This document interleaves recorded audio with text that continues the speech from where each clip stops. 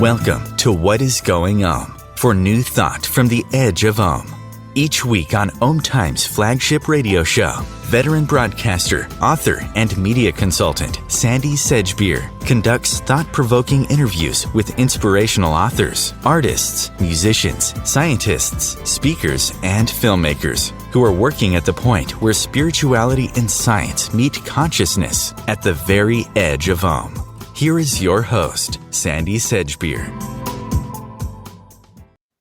Hello. Could spiritual suffering be at the root of our modern epidemic of metabolic syndrome and other widespread health issues? Michael J Shea holds a doctorate in somatic psychology from the Union Institute and has taught at the Upledger Institute, the Santa Barbara Graduate Institute, and the International University for Professional Studies. He's a founding board member of the Biodynamic Craniosacral Therapy Association of North America and the International Affiliation of Biodynamic Trainings. He's also the author of several volumes on biodynamic craniosacral therapy. Michael Shea joins me today to discuss his latest work, The Biodynamics of the Immune System, Balancing the Energies of the Body with the Cosmos, in which he explains how the 5-element theory of Eastern medicine offers a method to reclaim your body, heal the fluid body, such as the blood and the lymphatic system, and enact the 4 benefits of your immune system. Michael J Shea, welcome. Thank you so much, Sandie. Good to be here. Good to see you. In your latest book, you say that the degradation of the human body relates directly with the food we eat, the air we breathe, and our thoughts and emotions. And we're beginning to hear a lot more about that most physical ailments, in fact, probably all physical conditions, actually have their root in something that is emotional or energetic. So tell me more about that. Well, I think there's so much literature coming out right now, especially let's just start with, let's say, the microbiome. And when we look at the kind of the disease process and the immune system problems that we had in the last 3 or 4 years with the enormous amount of deaths from COVID, all the side effects that are happening from vaccines and so forth, we see that the immune system was compromised. And where is most of the immune system located? It's actually located in your GI tract. It's located in the lining of your gut. And the fact is that you've got 2 parts to your immune system. You've got innate, you're born with it, but you've got the adaptive immune system. The linking mechanism, the molecules, those tiny little guys that link the 2 together are in the lining of your gut, and it's linked to your microbiome. We have 20,000 research reports on the gut microbiome now, and it's not looking good. We've got species that are necessary for our health and well-being that are they're gone. We're just losing them. They're becoming extinct, and it's related to the food we eat and the thoughts we think and the emotions we feel in our heart that are very, very troublesome in our culture right now. Yeah. Well, we've been hearing a lot about the vagus nerve as well. And I think I read a report about how it's it's got something to do with long COVID. They're finding that people who have long COVID, the vagus nerve has been out of whack or compromised in some manner. Is that true? Absolutely. I've been looking at the research on the vagus nerve since about 1990, because that's when it really kind of made a big splash. And I was fortunate to be around some researchers at that time. So I've really looked at it a lot. So if you look at the literature on the vagus nerve, it talks a lot about the heart. Okay, so we understand that the vagus comes bilaterally down from the brain, innervates a lot of structures in the throat and the lungs. So our breathing is co-regulated by the vagus nerve. Swallowing is co-regulated by the vagus nerve, and our heart rate is co-regulated by the vagus nerve. And that literature stayed with us for decades. And we got to know a lot about the vagus nerve and vagal tone, the necessity of having a lower heart rate for lowering stress. We kind of know all those dynamics, but we're learning more that there's another part of the vagus nerve, and from the heart, it goes down to the gut. And it's called the older or the unmyelinated vagus nerve, but it's the part of the vagus nerve that co-regulates our metabolism. And for your audience right now, I mean, we can be talking about neurophysiology, which I love, but if there's one takeaway to understand about the vagus before I get back into the gut, it's about safety. Your vagus nerve is monitoring safety. It's monitoring external safety. Am I safe in the environment that I'm in? Am I emotionally safe? So when we talk about the heart stuff, am I emotionally safe with the people I'm with? But when you get to the vagus nerve that goes below the level of the diaphragm, the vagus plugs into every single organ in the abdomen. It's incredible. And it's registering metabolic safety. And guess what? Because of the food we eat, let's just say the Super Bowl ads in the first quarter the other night, Pringles and Dunkin' Donuts. Are you kidding me? I mean, that is so destructive, that level of processed food. And the vagus nerve then registers the inflammatory processes that are going on in the gut. And the glucose that's necessary to run our brain and body and so forth, all of these things. But if it's too much, the vagus nerve gets overwhelmed as well. And it's registering food trauma, and it's telling us from the inside of our body we're not safe. But we don't know that because we haven't put it together. The side effect of metabolic syndrome is brain fog. We've heard that term. So, and confusion. And if you're watching a lot of radical, social media and television, that setting your hair on fire as soon as you get out of bed in the morning, you can't think straight. You can't eat right because you're just not, working, firing on all cylinders. That vagus nerve that goes down below the level of the gut, it's totally amazing. And then it plugs into the whole network of blood vessels and nerves in the pelvis. So it's registering everything that's going on in the pelvis, including the orgasm reflex. So the sex researchers at Rutgers University have shown that the vagus nerve carries the orgasm reflex. There's actually a neuropeptide associated with it, and it goes to the heart first and then to the brain. And then we get to have this incredible feeling of pleasure in our body.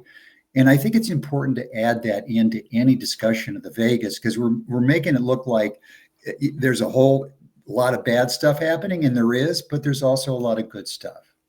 Well, okay, then having said that, there are many people who might say, okay, I'm not really going to listen to this, can't be bothered.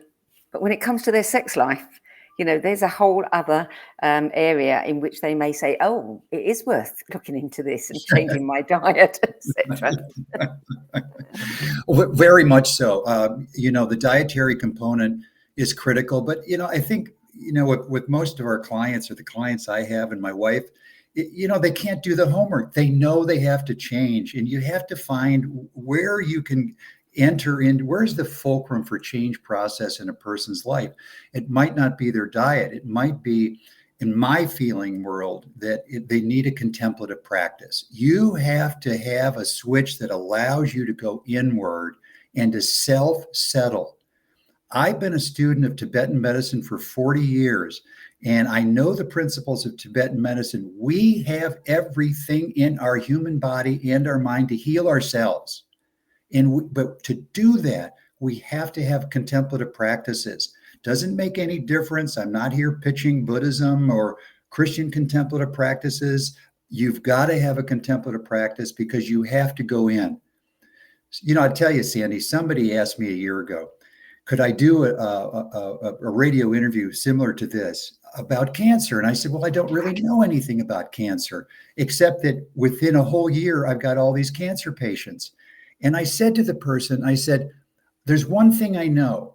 When a patient gets that diagnosis from a medical doctor, they go into a state of terror. Yeah. They go into a state of fear. And if they don't have the capacity to turn inward and to start reflecting on that and to start self-managing thoughts, moods, emotions, especially, this whole thing about dying and cancer and so forth, it becomes terrorizing, and you you basically, you give the complete authority of your body over to someone outside yourself. And my book is about taking back your body. You have the right to control your body. Absolutely. I am a great advocate of, you are your own healer. You are. You can't rely on other people, and you have to be the advocate for yourself, and you have to learn discernment. And, so many people just give it all over. They lose their sovereignty. And that's sad. That's sad. But I mean, we are seeing so many epidemics of heart disease, brain cancers, younger people. Now, I've seen statistics in England saying that, the number of younger people in their 40s that are having heart problems and being diagnosed with cancer, and where they would normally expect someone to come in at a stage 1, they're coming in stage 4 straight away. So clearly, we are having an epidemic, a crisis, and we really need to be looking at how we're going to resolve that collectively and individually. Absolutely. The literature you're quoting is so stunning. I mean, just within this past year, I've had 2 clients with sons, 38 years old, that died of colon cancer in stage 4. By the time they got to the clinic, it was stage 4 and they were dead in 3 weeks. And they had just climbed a mountain the day before or the week before. And the rates of breast cancer now in young women in their 20s and 30s. And I can tell you, because I do a lot of work with infants and children and pediatrics, cardiovascular disease is being diagnosed in 5 and 6 years old. Yes. And we have babies after 3 or 4 months of birth are obese because of metabolic challenges with the pregnancy. And all of a sudden you've got an obese baby at the age of 3 months. And as they say in Europe, once the medical system sees that, they've got a client for life. Yes, indeed. Absolutely. Why is it all coming together now? Because, I mean, our food, the quality of our food, quality of our soil, demineralization of the soil, etc. This has been going on, and I've been writing about that for 35 years. Why now? Is it just that it's reached an apex, that it's reached that point of no return, and suddenly everybody's crashing? Well, I think that's a good point. It has reached the point of no return, but let me just back up a little bit. As a student of the human body, the decade of the 90s, was called the decade of the brain and the central nervous system. So what's happened is that since the 60s, we've had just this increase of immune modulators, immune disruptors, endocrine disruptors in our diet, so that we've reached a critical point now of no return. Yes, it can be repaired, but what's happening is people's immune systems now, we are in the age of the immune system. It can no longer it's working as hard as it can. And it's just that one more flu, that one more COVID, that one more vaccine. I had somebody in here last week, a client, 7 vaccines, and they were a mess. And I'm not anti-vax at all. I'm just saying that there's more than enough side effects that we need to look at. So I'm just talking about side effects. So, but at any rate, the point being that the barrel, as it's called by Dr. Thomas Rao, I love this doctor in Europe, but the barrel of toxicity is overflowing. And so that means your immune system can no longer tolerate just one more Pringle. One more Pringle will take you over the top. One more box of Dunkin' Donuts. We have mothers coming in here with young babies, feeding them Pepperidge Farm fish, the ultra processed food. And it's like, how can you do that to your baby, to the GI system?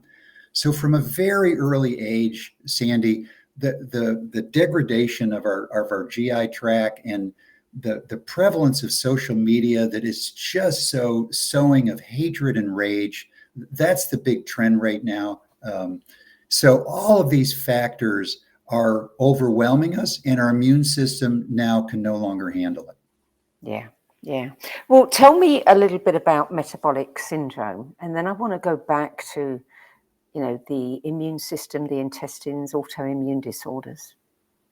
Well, metabolic syndrome includes actually includes all of those. So metabolic syndrome, my sister and I wrote a book about it 10 years ago, and it was actually turned down by the publisher at the time in Edinburgh. It was very interesting. And we found out later that there was a medical team that thought it was too woo-woo. And it's like, okay, that's fine. But then this book got put out, and I think it's done a really good job explaining how we can recover our body and so forth. But here's the issue with metabolic syndrome, because, we could name all these. We've talked about cancer already. We've talked about all the horrors already, diabetes and so forth. But the reality is, once you start ingesting processed food and food that doesn't work for you, you create inflammation. So that's the buzzword. Everybody knows about inflammation right now. The inflammation goes to the lining of your arterial system, and then it goes systemic. So from there, the disruption of how the blood gets through the artery wall and gets to the end organ to feed our body is severely disrupted. And so that's the result of inflammation. But why do we have so many varieties of these syndrome? It's called epigenetics. You and I have a family history from our mother lineage, from our father lineage, that gets passed down to us and with a certain level of weakness. So that's why somebody is going to end up with type 2 diabetes with the same diet, and the next person with the same diet might end up with cardiovascular disease. Alzheimer's is now called type 3 diabetes and so forth. So it just depends on your epigenetics and how you were, your whole lineage that's handed down to you in terms of the manifestation of your own disease preference, I should say. Does that make sense? Yes, it does. I was going to ask you about that in connection with Crohn's disease, because I have a niece who has had Crohn's disease since her teens, and it's really bad. And she had a daughter who, when she became a teenager, also developed Crohn's disease, right. And hers is really bad too. So, right. There has to be an epigenetic connection there. Well, I think we also, along with epigenetics, we have to kind of throw in the word trauma right now. Because Crohn's disease, IBS, and those type of gastrointestinal disorders may have a strong correlation with trauma, which can be physical abuse, sexual abuse, a variety of types of trauma, even a concussion. Because what happens in trauma is that the barrier of the small intestine opens up. Remember, the endothelium changes its barrier, and it allows molecules through that do not belong there at all.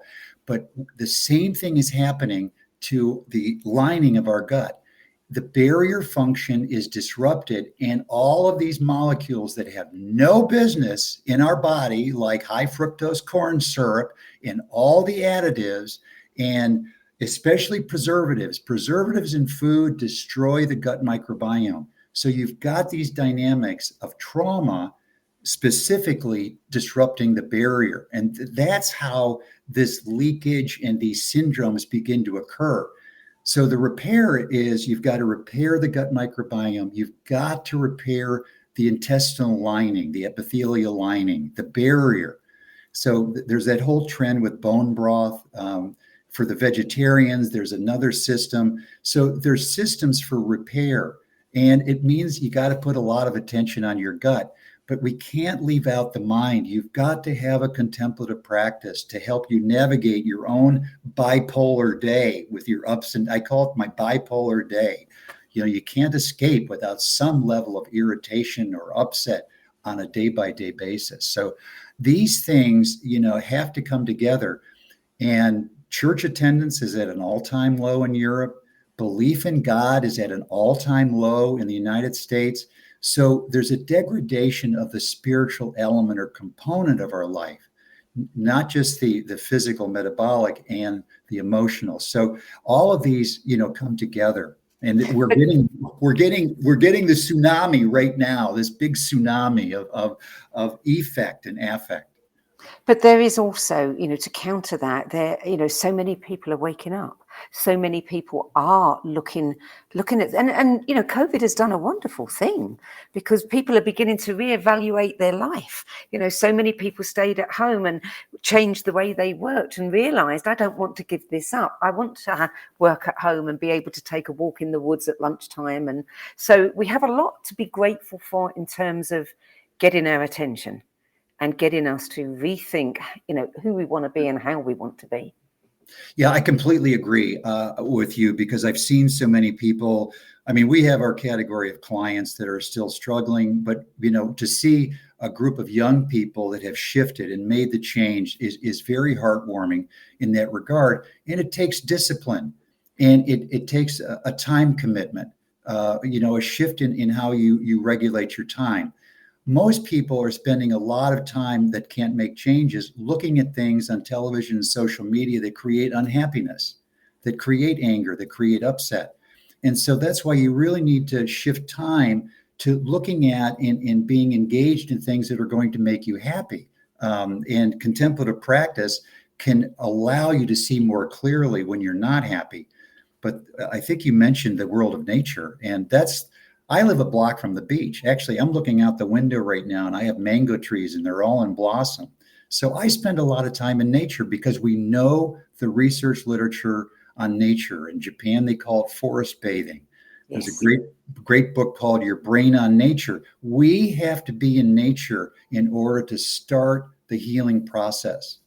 Well, now you're talking about we need to reconnect, you know, to nature, but also to know that we are one with nature. We're not separate from nature. We're not separate from the earth. We're not separate from anything. Correct.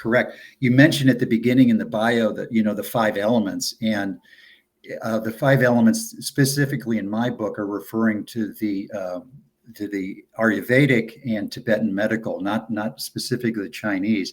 But those 5 elements are what we're looking at out in nature. And, you know, so we see the wind and we feel the wind. And I grew up with hurricanes. I love the wind. I'm a homeowner now. I don't like hurricanes, but I like the wind and I have an affinity for the wind. And I can feel how the wind talks to me, but I grew up with it. And I grew up with the sun, and I grew up with the water because I'm by the ocean.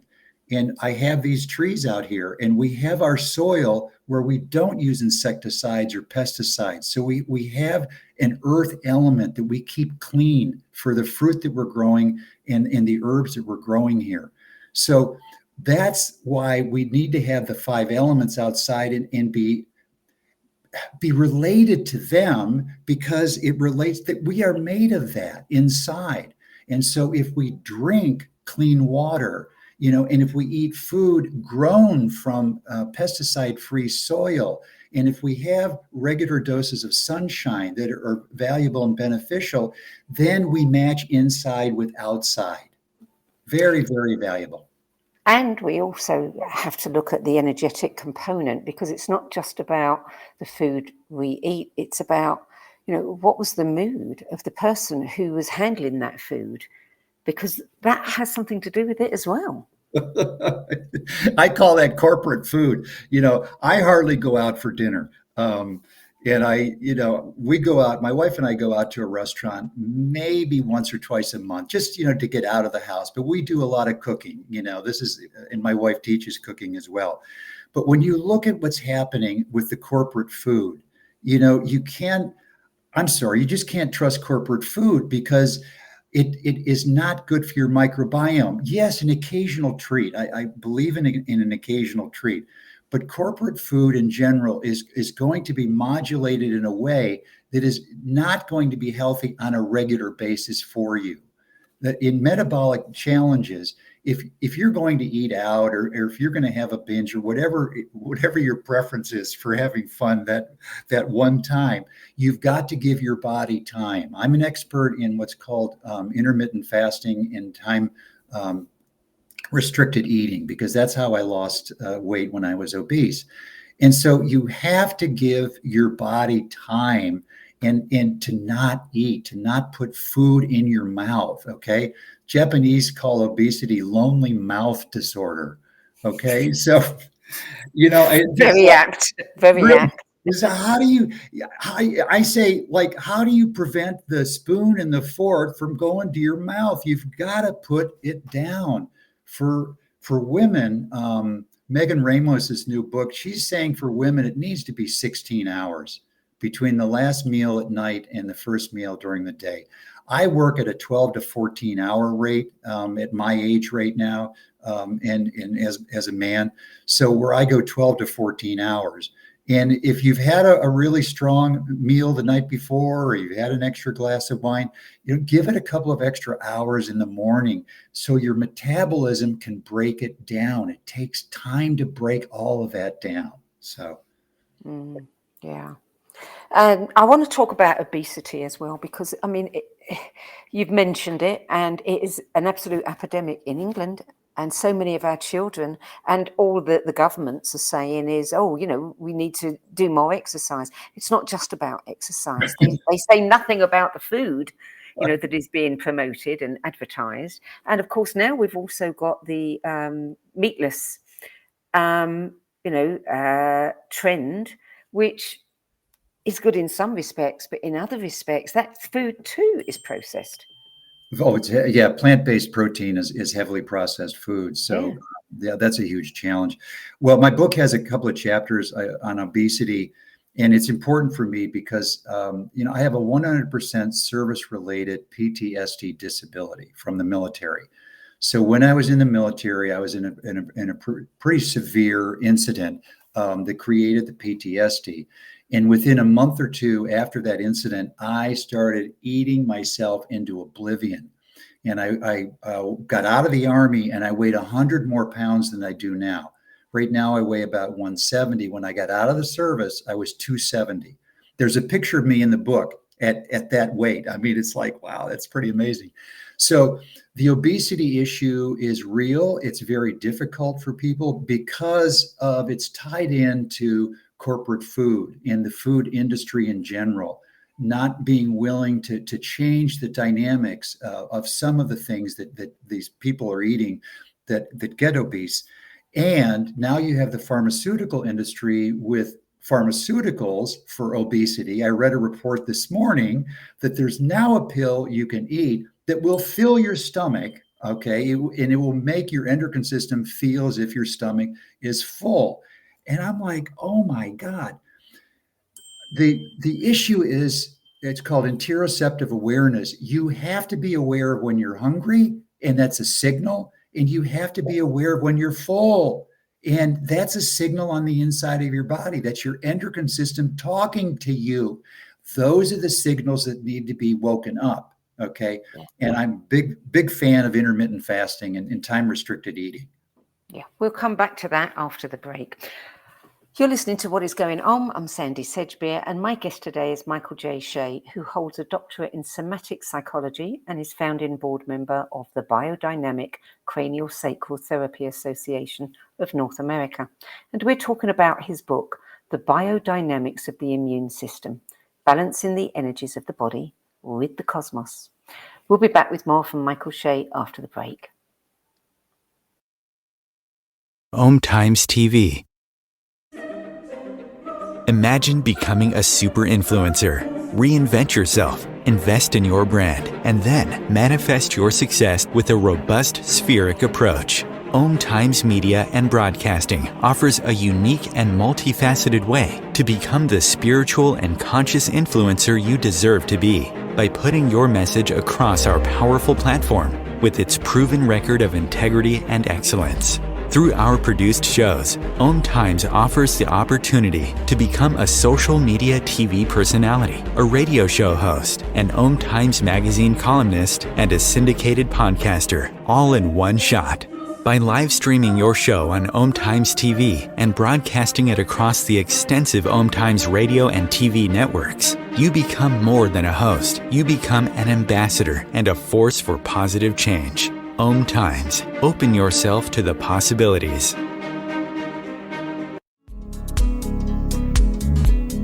Hello, I'm Sandie Sedgbeer, host of Om Times' flagship radio show, What is Going On? And as an author, editor, and 13 times book judge who's read thousands of books and interviewed hundreds of authors, I'm constantly asked what's really worth reading and what's not. So I created the No BS Spiritual Book Club to help you save time and money by picking the brains of discerning names who have walked this path before you. There's no catch, no fees, and no BS. Just an ever-growing library of 10 best spiritual book lists from some of your favourite authors and teachers, plus free book excerpts, audios and video interviews with people like Don Miguel Ruiz Jr., David G., Lee Harris, Mark Nepo and more. From well-known classics to hidden gems you've never heard of, it's the only no BS guide to the best spiritual books to enlighten your journey of self-discovery. So why not join the club? Get inspired and save money at the nobsspiritualbookclub.com. There are 16 million children struggling with hunger in America. That's 1 in 5 daughters, sons, neighbors, and classmates who don't know where their next meal is coming from. Yet billions of pounds of good food go to waste every year. It's time we do something about it. Feeding America is a nationwide network of food banks that helps provide meals to millions of kids and families in need. Visit feedingamerica.org to help them feed even more. Together, we can solve hunger. Together, we're feeding America. Welcome back. Michael Shea. Obesity. I have witnessed many, many women who do not overeat, who are obese, who can't lose weight, who probably have had a lot of trauma in their lives. There has to be an emotional component there as well that is also damaging the vagus nerve and interfering with their ability to control their weight. Because if it's not food, it has to be something else. Yeah. Well, I agree with you. I think that the root is likely going to be fear, or in my case, terror. I had to, as I overcame the obesity, that was one thing, but then I had to deal with the fear, from the experience I had. But ultimately, it gets down to the spiritual challenge that all of us are going to face with death and dying, and how we're going to approach that. And I just turned 75, and my wife and I we've done work with hospice, and I've had training as a chaplain and in working with death and dying. And so each step of working with a dying person, I have to confront my own fear and my own terror of that.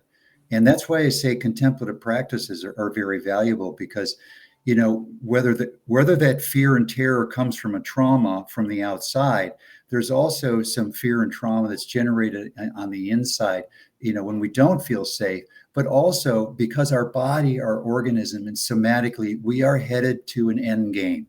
We are impermanent, and sooner or later we will die. And so we have to also confront that level of innate fear around our own ending.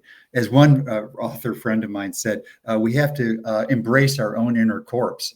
And when we talk about metabolic, Sandie, our body has trillions of molecules making up this incredibly complex universe. And that's why, the trillions of stars in the universe are so related to the trillions of molecules inside of us. And there's trillions of molecules dying every day, cells that are dying every day that we have to get out.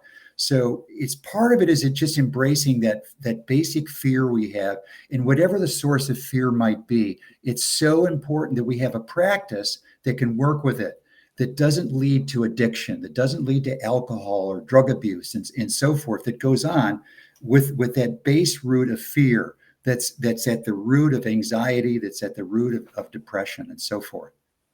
And when we have these practices, we become more open to the knowledge that we are immortal. It's only the body that dies. Right.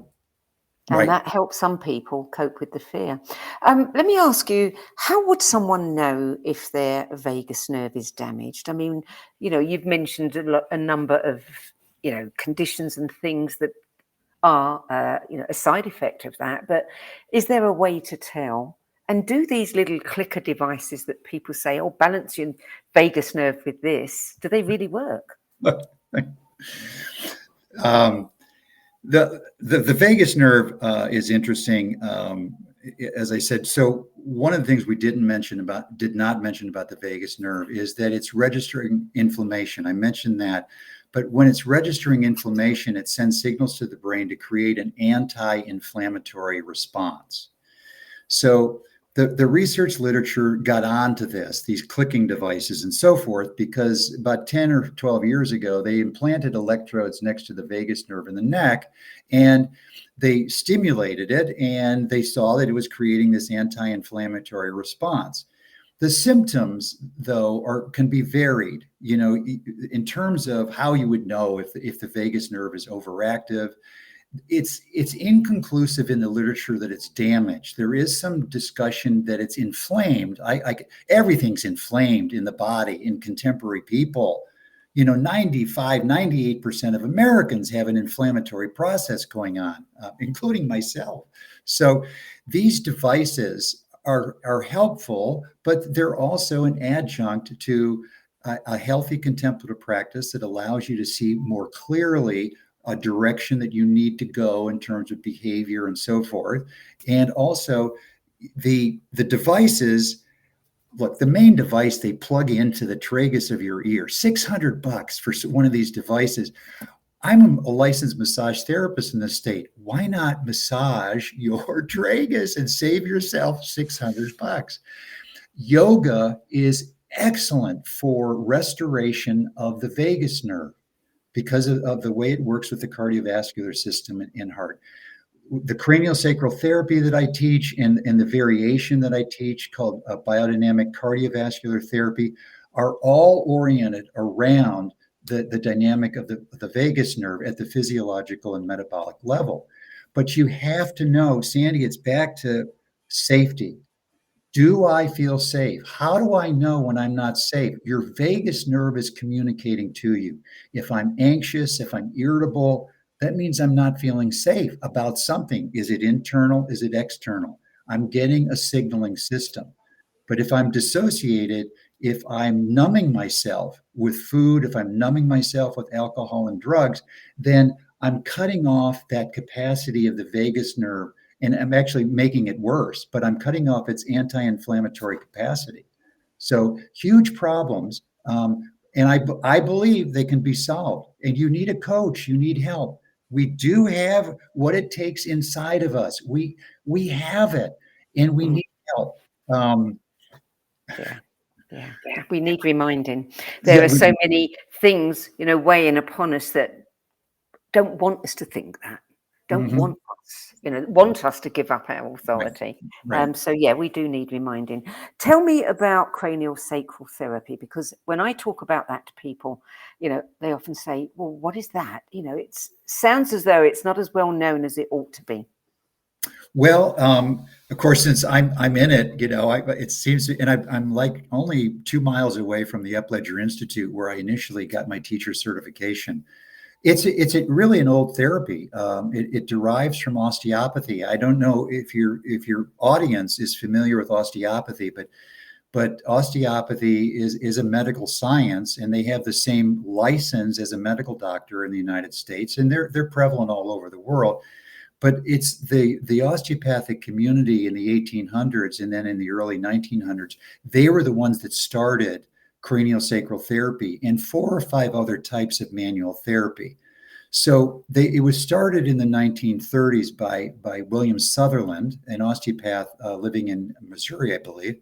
So it's a manipulation of the cranium, and it's a manipulation of the central nervous system. And it's very light touch. It's very light touch. But the premise is that there's movements that the brain makes. There's movements that the bone makes. There's subtle movements, and that a well-trained therapist can feel these movements and notice if they're going in the right direction, and then make a subtle shift to get them going in the right direction. It's great therapy for a number of issues, neurological issues. I used it on infants a lot. I specialize in cerebral palsy. So, these children have so many challenges with their brains. And we had big camps where parents would bring their kids to these huge physical therapy camps with the kids with cerebral palsy. So It is very valuable as a neurological therapy. And you have to be careful. If I say it's a neurological therapy, then somebody with an inoperable brain tumor is probably going to want to seek out a craniosacral therapist and not get relief and say, well, it didn't work. But that's not the point. The point is that these therapies, our nervous system, my doctoral work was interesting because in the 1960s, there was literature that said, now get this, Sandie, our human central nervous system is no longer designed for what's happening, the capacity that it's taking on. This was known in 1966, okay? That we've gone beyond the capacity for our central nervous system to adapt. And that's why it's been a cascade. We have all these disorders and diseases, associated with the brain and the nervous system. And now it's cascading into the heart and the immune system and in the gut. So it's just been this whole dynamic of the body degradation over time. But craniosacral therapy now has a component associated with the viscera. It's a major part as I teach it, to be able to work with the viscera and start, really directly inputting to this metabolic problem that we're having in the body. Well, I've had craniosacral therapy and I'm a great fan of it. And I also recommend it to any new young mothers. Take your baby and take yourself, especially those that have had forceps deliveries. You bet.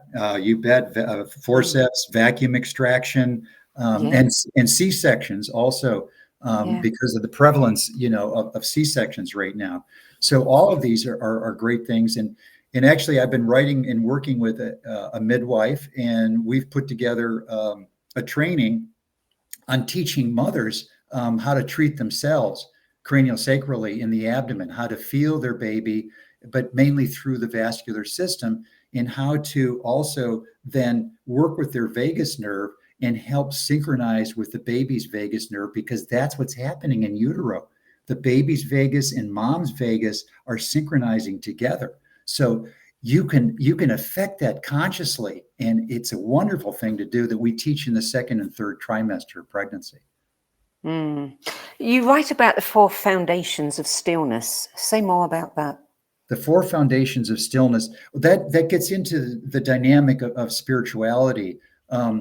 If you do a contemplative practice, sooner or later, your mind is going to have a still point, and you're going to go, "Wow, what was that? What was that just happened?"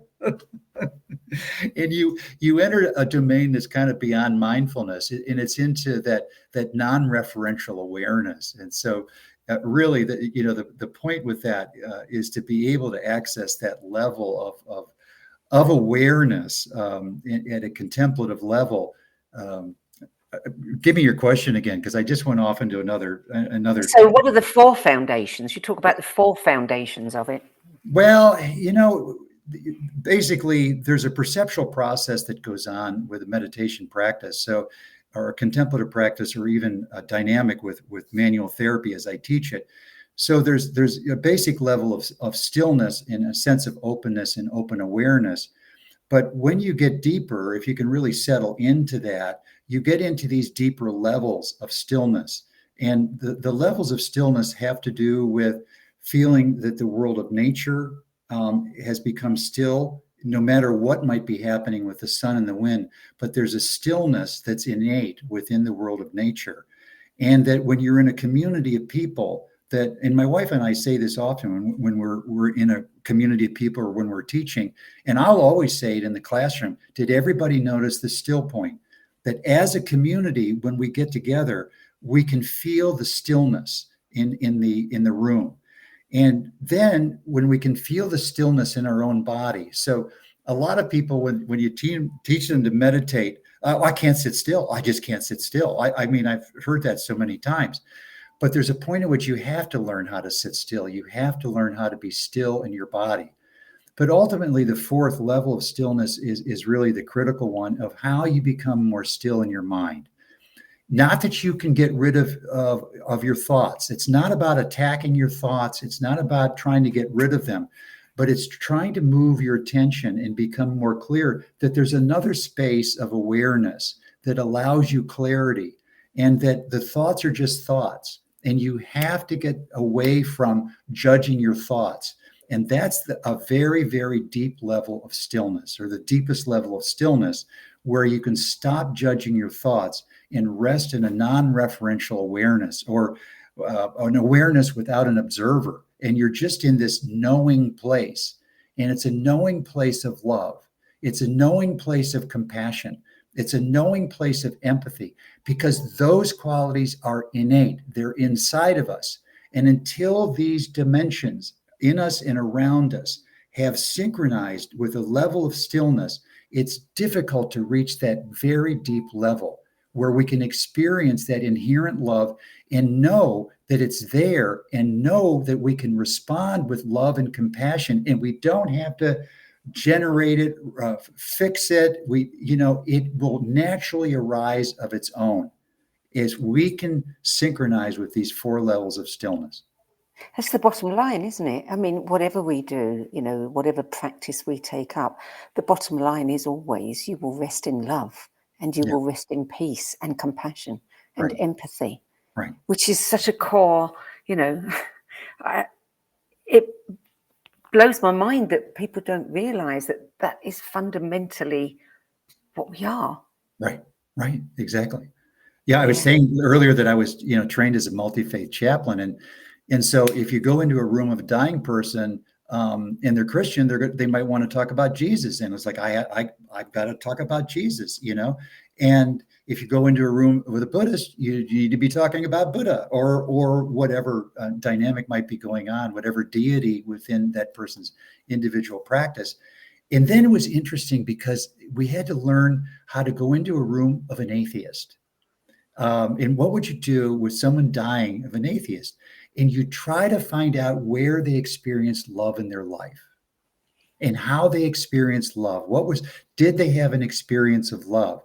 And inevitably, everyone that I've talked to that was an atheist could relate a story, and it could take them into a beautiful place, because it's innate. No matter what religion or faith-based practice, you have love in your heart. It is there.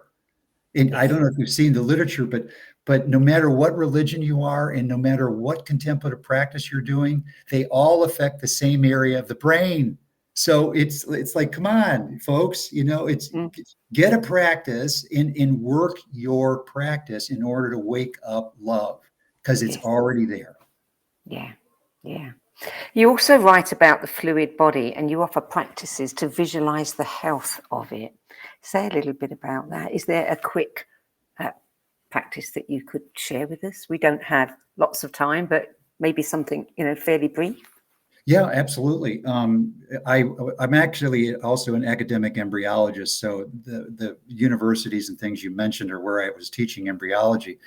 The human embryo is 98% water, and adults are 92% water. And there may be some pushback because there's different percentages depending on the scientist you're reading. But the point is that if we are the majority of water, and that in all of these traditions, and including Western traditions, that love in our heart, so love, is conceptual, but it manifests as a light, almost across the board, no matter who you're talking to, it's a light.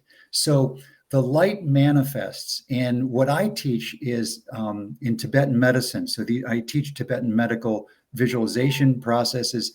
Visualization is a medical practice. It is medicine. So I have people visualize their heart as white, their heart as blue, their heart as yellow, their heart as red, and their heart as green.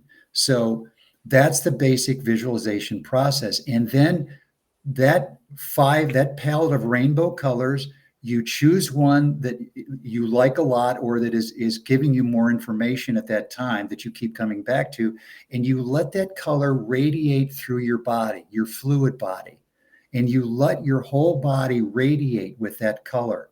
And then you let that color radiate from your skin, and you let it radiate out, because the 5 colors that we're looking at out here in the universe are being generated from inside that light that's in the middle of your heart. So that's Tibetan medicine. But the 5 colors and really radiate yourself. And it's an evening practice. It's a night practice. I have an eye mask that is a blackout eye mask, and I do my visualization practice in the middle of the night when I can't get back to sleep. And I have a regular contemplative practice where I also use it for healing my heart. Yeah, I do that too. The book, it's packed with photographs and diagrams. It seems to be directed at therapists and practitioners. How easy is it for lay people to understand and practice the techniques in this one?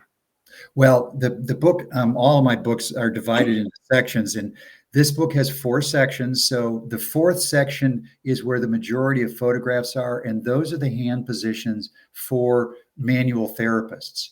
And I also, Sandie, I believe, and I let people into my classroom that have no background at all in manual therapy, that touch therapy is part of our ancient tradition, and that everybody can learn how to use their hands. I've taught mothers how to feel very sophisticated things in their children with cerebral palsy and work with it.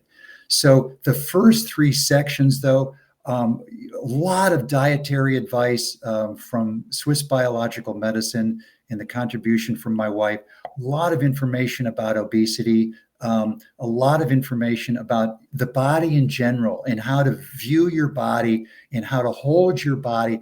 And you mentioned the word earlier, take sovereignty of your body. This is an instruction manual for saving lives. This is an instruction manual for how you take control of your body. And those first 3 sections can be read by anybody. And I think everybody should learn and can learn how to touch. And you can learn it from my 4th section in that book. I would go a bit further and say that in offering all those things through this book, you're also offering people a manual for how to connect with themselves, how to, really connect with the love that they are. And that's only helpful to everybody else. Absolutely. The first thing is you really need to wake up empathy. And so I give a lot of meditation practices in the book. And those meditation practices are designed to wake up empathy. The research is very clear. If you can feel your heartbeat and count to 70, if you can count your heartbeats periodically, that wakes up empathy. It makes you sensitive to what another person is feeling in their life. Sandie, it's just feeling your heartbeat wakes up empathy, wakes up these capacities, and then our capacity to visualize, to take our mind away from the ordinary thoughts that we're thinking so much and shift it into a visualization of these colors and to radiate the world is to bless the world from our own heart. You can bless anyone in the grocery store, the babies. There was a baby on the beach the other day, and I just was radiating this baby from my heart. And the mother brought the baby up to my wife out of the clear blue. And then my wife did a blessing on this baby. And it's totally amazing. We can do it from our heart, Sandie. Yeah. So, okay. In closing, you talked about you welcome people who are not necessarily, trained into your classes. Do you do seminars where the public can come and they can learn some basic techniques? Absolutely. I usually do programs in the summer down here. I teach mainly in Europe, Sandie. So I've already got a full boat this year. My classes are already full in Italy, Vienna, Austria, Germany. Those are the 3 countries I'll be in this year. And then I usually do a couple of classes locally in the summer down here. And I really open them up to anybody, but they'd have to be on my mailing list. So they could go to my website, shayhart.com, and sign up for my mailing list. Okay. And where is down here? I'm in Juno Beach, Florida. It's part of Palm Beach County. I've got my mango trees outside. I got my beach, 1 block away. I'm happy in Juno Beach. It's South Florida. It's a beautiful part of the world down here. Michael, thank you so much for joining us today. I really think your book is exceedingly valuable, far beyond what it might appear. Don't be put off by the fact that it looks like it's an academic book. It's Thank you. So much more than that. Thank you. Thank you so much, Sandie. Pleasure. The Biodynamics of the Immune System, Balancing the Energies of the Body with the Cosmos by Michael J Shea is published by Healing Arts Press, a division of Inner Traditions International, and is available at all good bookstores and online. For more information about Michael's books, videos, lectures, and trainings, visit his website at sheaheart, SHEA, heart.com. This show is also available as a free downloadable podcast if you prefer to listen rather than view or want to listen to it again on the move. You can find it at the Times website and on Spotify, iHeartRadio, and all the major podcast platforms, including Apple, Google, Amazon, and Audible. I'm Sandie Sedgbeer. I'll be back with another edition of What is Going On at the same time next week. Till then, it's goodbye from me, and thank you to Michael Shea.